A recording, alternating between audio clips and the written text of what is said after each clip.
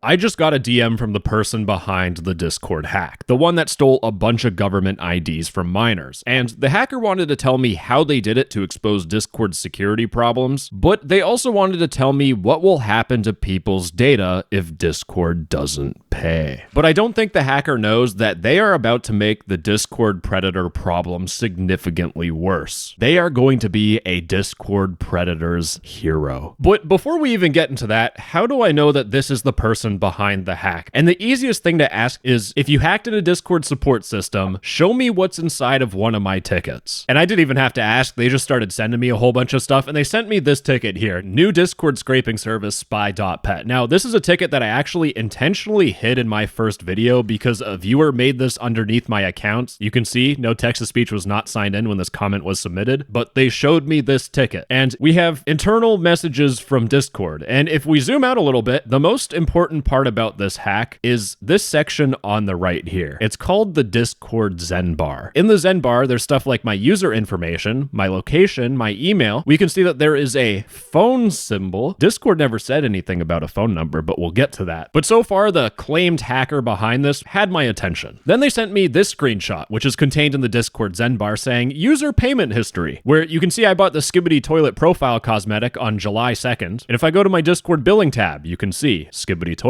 on July 2nd. In fact, the hacker even sent me this photo here, and it shows the history of emails sent to my email. And you can see on August 18th, I got 2 report violation emails, one at 10:16 and one at 10:12. And if I go to my emails, I got 2 emails from Discord talking about reporting someone on August 18th at 10:12 a.m. and 10:16 a.m. This is unrefutably the person behind the Discord hack that everyone is panicking about. And the thing is that they were willing to answer some of my questions, but first they wanted to set the record straight. They wanted to give me more details about the hack that Discord wouldn't tell people. The first thing I wanted to say is that this was by no means a small incident. They have over 1.6 terabytes of data exported. Most of it is ticket attachments, and a few hundred gigabytes of it is transcripts and other user data. In fact, they sent me this image showing the folder that contains all the files, but it contains 2,185,151 files. And if I scroll up a little bit, inside of this folder, we can see that not every single one of these are people in their government ID or a photo of their face. In fact, we only have this woman here, this guy with a piece of paper, this dude with a passport, government ID here, and government ID here. Those are the only photos in this brief little sample that we have that are government IDs. And in an article by The Verge talking about the hack, Discord told them that approximately 70,000 users had their government IDs exposed. Now, the hacker claims that Discord completely lied in their press release, saying that a small number of government IDs is complete bullshit. And I hate to tell you, but 70,000 people divided by the 200 million monthly active users that Discord has, multiply that by 100% so we get into percentage, it is 0.035% of Discord users. Like, Discord isn't lying. By sheer numbers alone, they can say this is a small incident. But I don't want to downplay that any government IDs being leaked is a big up. Regardless though, things do get worse for Discord. With that Zen bar, it allowed the hacker to get billing and user information for any tickets, even if the ticket content didn't include it. So if your ticket was leaked, there's a good chance that even if it wasn't about billing, your billing information got leaked. And it was around 578,000 users that had their billing info leaked, which, fun fact for your nerds, apparently is about $365 million worth of payments. But that billing information, if you're not aware, contains your PayPal email if you use PayPal, or if you used a credit card, it would give your credit card provider the last 4 digits of your credit card, and it would also give your credit card expiration month and year, which Discord did not tell people. But one thing Discord was either not aware of or just didn't talk about is the fact that phone numbers were involved in this breach. If you looked at someone's phone number in that Zen bar, the information was redacted. The agents would only see your partial phone number, so like the last 4 digits. The problem though is that if you just looked at the API, it will show the full phone number. And they said that over their access of 58 hours on Discord's system, which again is egregious, they estimated that around 50,000 people had their phone number leaked. But also, like Discord said, a lot of their internal documents were leaked, and the hacker sent me a massive list of what they have. But the hacker also showed me that in Discord's own internal documents, they have a section called accounts we should not interact with. They have stuff like Streamlabs, USA Army Esports, and even myself, next to Dr. Disrespect. Why the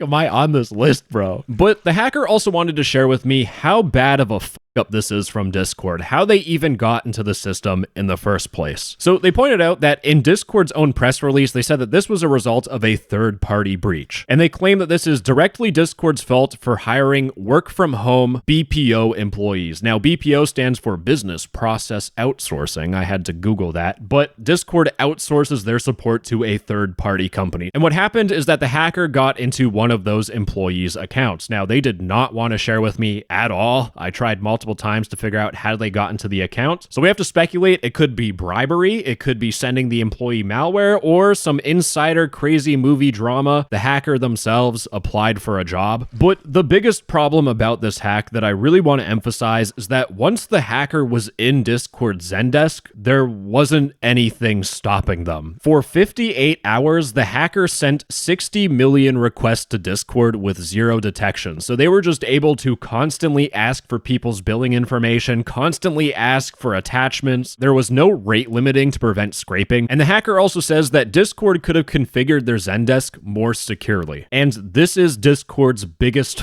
up regarding this whole entire hack. It's the fact that they're not handling things and assuming that an employee will be hacked. And the reason why this is such a big up is that this has happened before. The warning signs are there. Discord back in 2023 had one of their support agents hacked. But also, this is actual breaking news. I haven't told anyone this and I don't think it's ever been published. But a year ago, at the end of August 2024, someone managed to compromise a Discord employee account. And what ended up happening is a whole bunch of Discord e-gangsters, you can tell by their chats that they are trying to be edgy teenagers. They managed to get into a Discord employee's account, whether by bribing them, hacking into their account, whatever, but they managed to give themselves rare usernames with 2 letters and Discord staff badges. And the reason why I didn't talk about this is because I didn't want a situation like this Discord hack happening, or at least it being inspired by it. But somehow, despite both of these hacks, Discord didn't secure their Zendesk under the assumption that an employee would be compromised. And when we're talking about people's government IDs in Zendesk, this is completely unacceptable. And the problem with these government IDs is that the government ID tickets are not purged after resolution. The hacker claims that government ID images were just sitting there for months or even years. Now, I have talked to some people familiar with Discord's age verification system, and they said that after some period of time, Discord will delete these tickets, but they should be deleting those government IDs the second they're done with the ticket. Like, this is genuinely a failure on Discord's part. It's unacceptable. But the hacker then starts saying stuff like, a lot of the government IDs are of minors too, since the age requirement of Discord is 13 plus. Child safety is a concern, and Discord doesn't seem to care. Now, hold on for a second. I said in the intro of this video that this dude was gonna be the hero of Discord predators, the person that brings the new age of predators on Discord, the Messiah. And the reason why I'm saying all of this is because, keep in mind, Discord in their press release said that the hacker was trying to extort a financial ransom. They were trying to get money from Discord, and I asked the hacker, how much money were you trying to get? And they were trying to get $5 million, but Discord said it was too high. And out of the goodness of the hacker's heart, they reduced it to $3.5 million. And then they got ghosted. And throughout this video, I've been showing you screenshots that the hacker has sent me. So while they were hacking Discord, they intentionally went on my profile and took a whole bunch of screenshots for me to make a video. And I even asked him straight up, I'm like, I assume your goal in reaching out to me and providing this information is to articulate your threats, to have a video made to add pressure to Discord, to force them to pay you money. And the hacker said, yeah, that's accurate. So from here on out, you need to understand that the hacker is assuming that all of their messages are going to be in this video. They are going to say whatever they need to say to make you angry and upset at Discord and to paint Discord as a villain. And I'm going to show you how they do that. If Discord continues to ignore me, I will start releasing user data. And this includes hundreds of thousands of minors in all caps who uploaded their government ID. If Discord privately reaches an agreement with me, I will cease all activity related to this incident and delete the data. Discord still has a chance to save their users, but it won't be around for much longer. Money is the only goal here. In fact, they say if Discord doesn't respond in like a week, I will either leak the full data or sell it. It's not up to me what happens. And it's worth noting that Discord can fully prevent all of this. They are trying to make Discord look like the people that make the decision. Discord, if they don't pay this guy money, they're going to be the evil people that get a bunch of minors' government IDs leaked. That's what the hacker is trying to tell you. But here's what you guys need to know. Discord predators, they heard about this hack and they're foaming at the mouth. Sending someone a photo of their face and their government ID that might have their address, you can use that to extort people. Hey, 16-year-old Timmy, I know where you live. I know what you look like. And I'm going to send people to your house if you don't do X, Y, and Z. It sounds like a joke, but that genuinely happens though, because kids are stupid. And the problem is that if you leak all this information, Discord predators basically just have a whole bunch of ammunition to find kids. And it's already happening because the hacker made a Telegram to leak all this information to pressure Discord, and they got a DM from a predator saying, yo, you can make more money selling the IDs. The little ones are worth more. And they're trying to frame this as Discord's fault. Discord did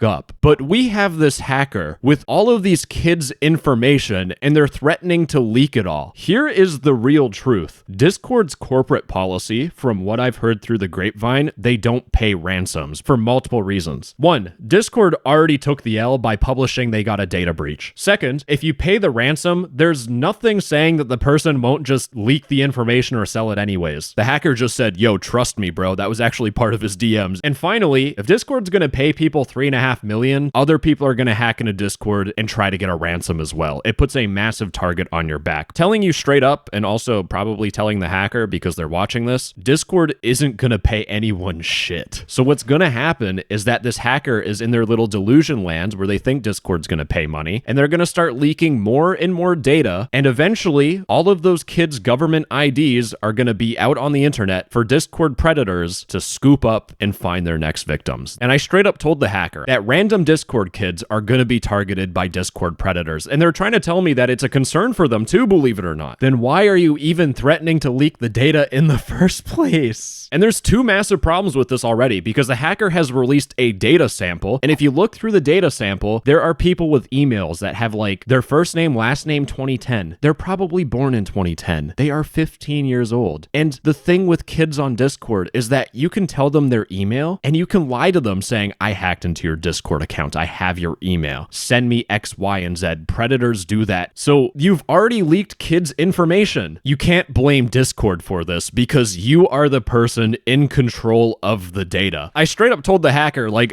yesterday, I was just like, dude, you don't understand what's going on. Discord isn't going to budge. They're not going to be the ones to fix this. They're not the heroes. You're going to become the bad guy, and you're going to be the dude who fed information to make predators' jobs easier. And they tell me that I'll refrain from leaking and selling the data as I don't want to harm kids. And here's the problem. If they go through all of the data to filter out the kids, so they're only leaking adults' government IDs, here's the reality. People will report CSAM Discord servers to Discord through those tickets, and they will send photos of CSAM because they don't know better. So this hacker already on their computer has CSAM content. So when they go through and filter all that data, they're going to have to filter through CSAM content intentionally so that they can leak data. What the fuck is going through your brain? Genuinely. But the one thing that the hacker and I can agree on is that Discord needs to be held accountable for this stuff. So really the point of this video is to show you how bad of a mistake Discord made, and Discord does need to do better because this is the third time they have been hacked. But the point of this video is also to hold the hacker accountable, because at the end of the day, I don't think minors on Discord should be caught in the crossfire so this hacker gets money and then Discord gets held accountable. It's completely ass backwards. So yeah, anyways, gamers, don't you just love the internet? Let's just go to the extreme. You should just go outside and talk to people and never go on social media. Anyways, that's all I got. Bye bye. I love you. Mwah!